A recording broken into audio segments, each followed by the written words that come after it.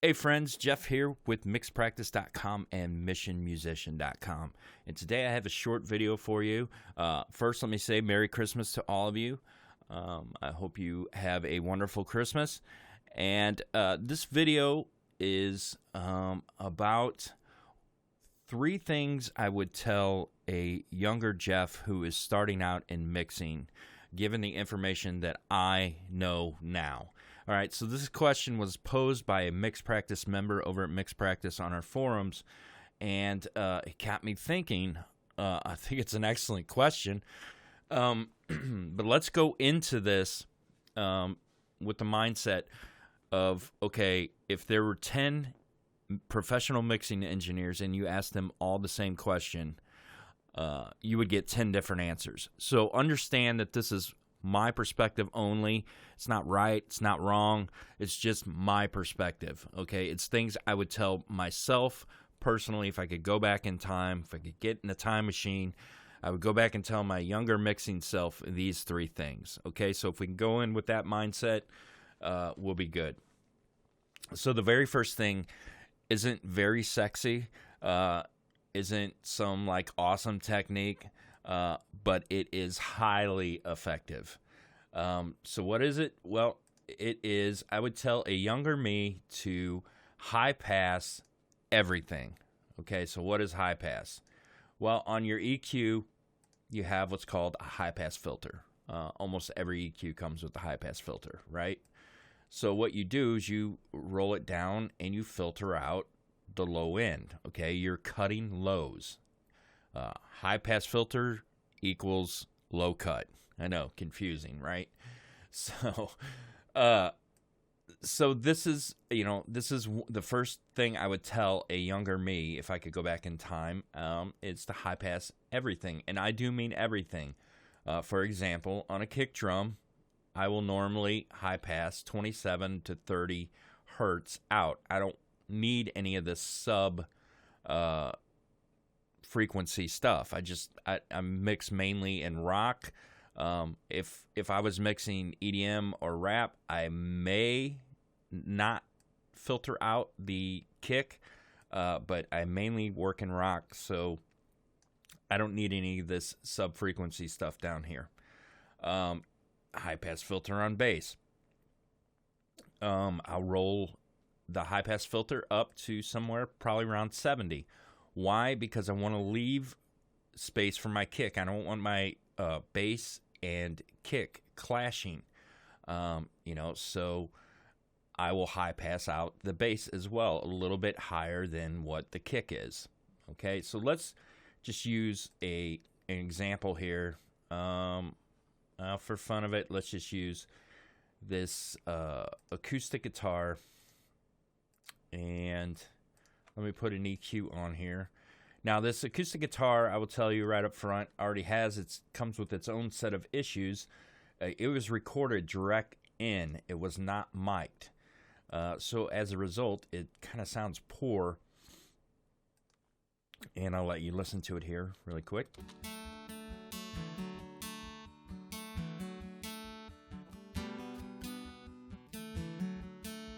Okay, so there's a lot of thumpiness in it because it was recorded direct in. So how I normally do a high pass filter, I'm almost always at 12 dB per octave, and I say almost always because sometimes it needs a little more. I need to go up to 18 or even 24. But for the most part, in general, I'm at 12 dB per octave. Okay, and that's just the slope. Let me back this up so you can see what I mean. See how that slope gets tighter? It's more of a drop-off there, right? So I'm at negative 12 dB most of the time. Okay, so what I do, and this is always the first EQ move that I make when I EQ something, is I will roll it up until it starts to sound thin and then back it back down. And I'm going to do this in solo just for demonstration purposes so you can kind of hear what's going on. So here we go.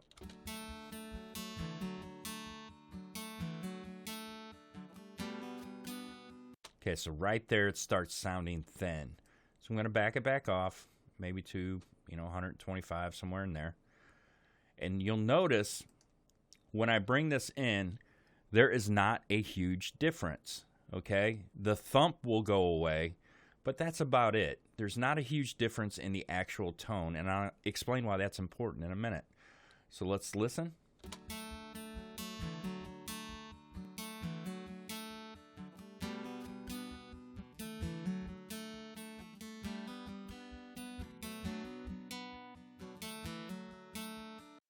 Okay, so you can barely hear a difference. You can hear the thump go away. So if you can barely hear a difference, then what is the importance of doing this? Well, the importance is now you've cleared all of this space up right here for your bass and kick. This acoustic is not going to interfere with the bass and the kick. And that's very important. The bass and the kick are the foundation of a mix, right? So you don't want anything cluttering them up or making them sound muddy. And instruments that live down in the 100 hertz range, excuse me, will tend to muddy up the bass and the kick. So we have to clean that space up. All right? So that is the first tip I would give to a younger me. The second tip is back off the reverb level, Jeff. Right? So when I was younger, man, I would just have a lead vocal. If it was me singing, I would just crank that reverb up. I wanted to hear it. And as I've progressed in my mixing career, I found that I don't want to hear the reverb. I just want to sense that there's a space, right? I don't need to hear these long decays. And let me preface this with saying it's okay to use reverb heavily for an effect or something like that. That's totally fine. I hear it in modern music all the time. But as a lead vocal, you don't want your vocal just dripping in reverb, or you don't want your drums just dripping in reverb. It's going to sound like it's in a trash can, and it's not going to sound professional. So let me give you an example of what I think is just way too much here. So let's listen to this vocal and solo, what I've got going on here. I wasn't born in some far and distant land, or maybe in some place of hopeless misery. Right? So I actually think I had that up a little too much. Let me listen again. I wasn't born in some far and distant. Okay. So in the mix, kind of sounds like this. I wasn't born in some far and distant land. So you can't really hear the reverb. Now, what happens if we do something like this? I wasn't born in some far and distant. Actually, you know what? Let me turn off or turn down the pre-delay on this reverb if I can find it. Here it is. All right, let's listen to that again. Up. I wasn't born in some far and distant land. So, to me, back when I was younger, that was like, okay, I can hear the reverb now. It sounds good. Let's listen to it in the mix. I wasn't born in some far and distant land, or maybe. Sounds muddy, right? Sounds like it's in a trash can. So, I wasn't born in some far and. Let me get this back to where it was.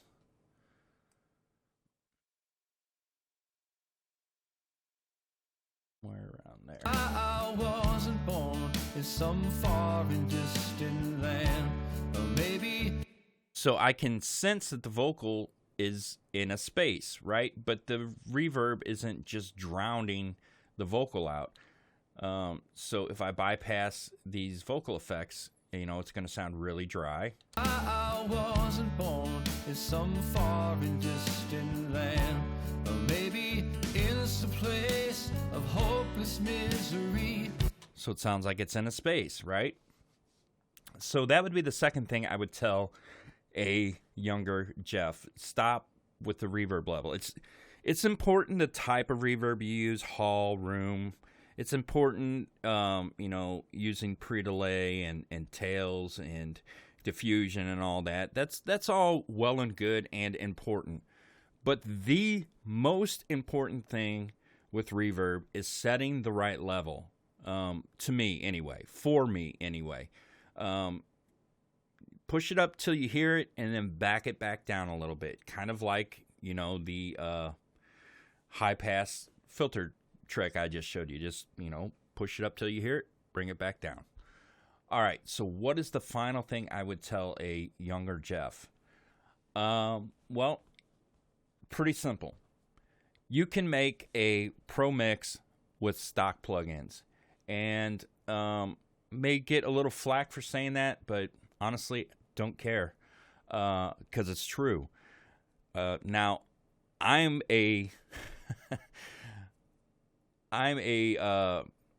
trying to think of the right word to use here. I love plugins. Okay, probably more so than most of you guys. When I see a new plugin coming out, and I'm guilty of watching over at Gear Sluts, the new products page. I watch it like crazy, and I probably shouldn't.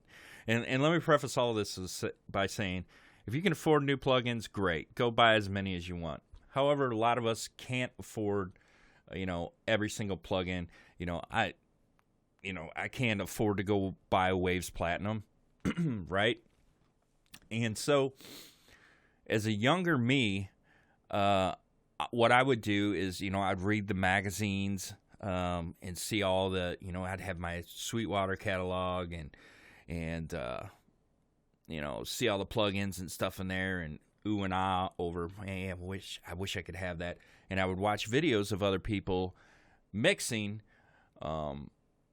and I would think to myself, and this is true, okay? This is absolutely true. I would think to myself, wow, he's got that compressor. I can't get the sound he's getting until I get that compressor, right?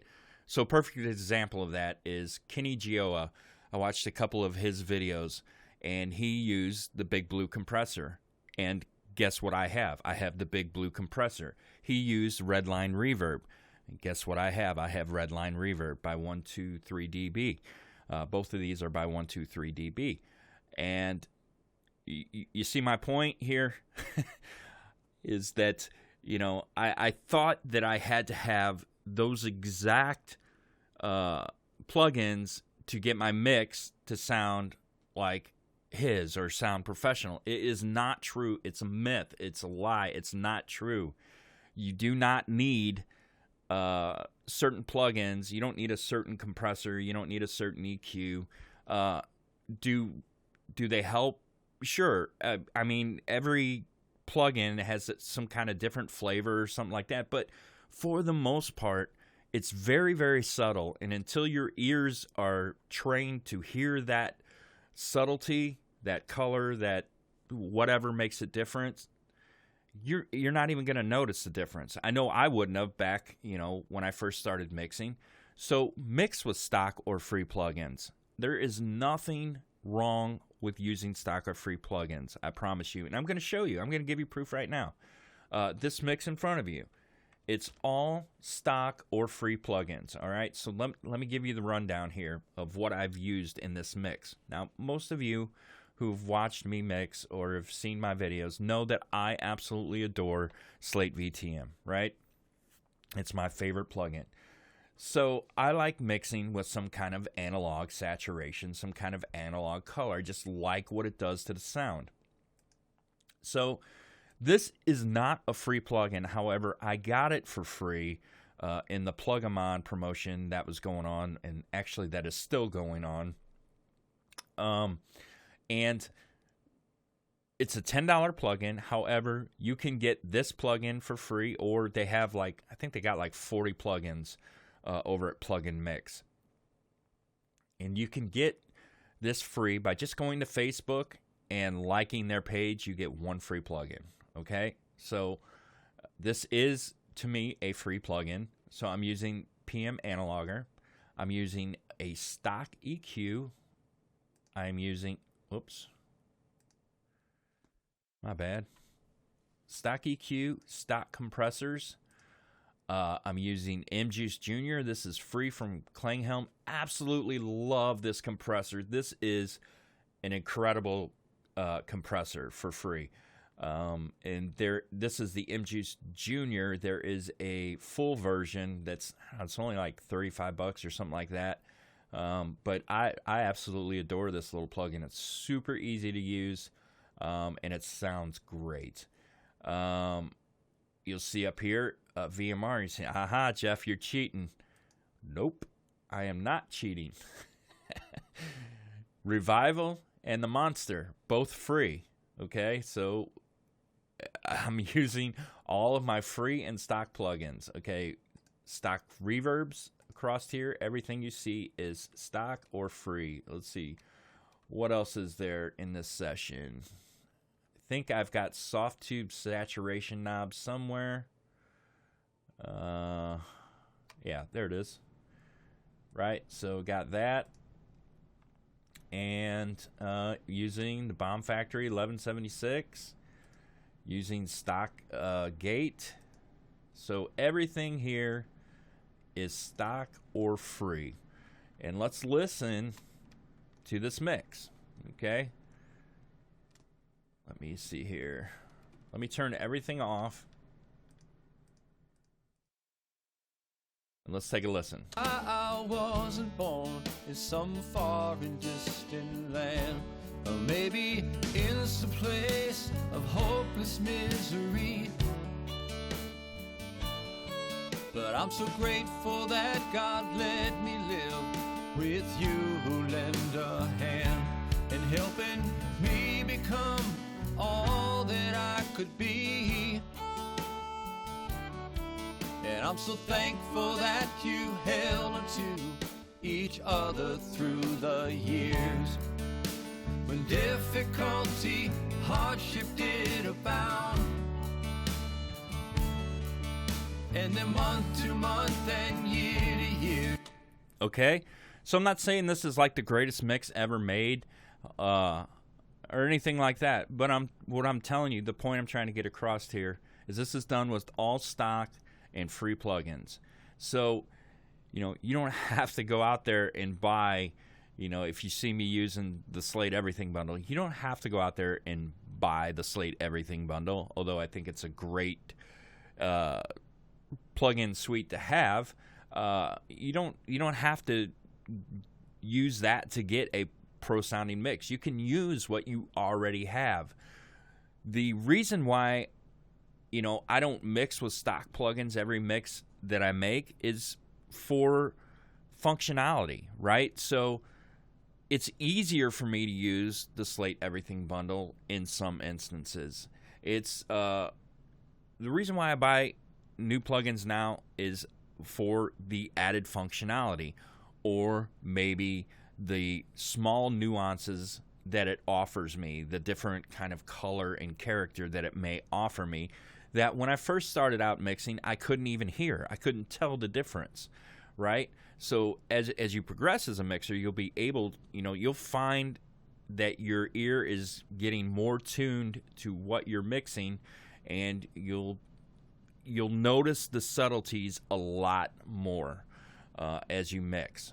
So there you have it. Those are the three things that, if I could go back in a time machine and tell my younger self, that's what I would tell myself. High pass filter, back off the reverb levels, okay to use stock or free plugins to mix a song.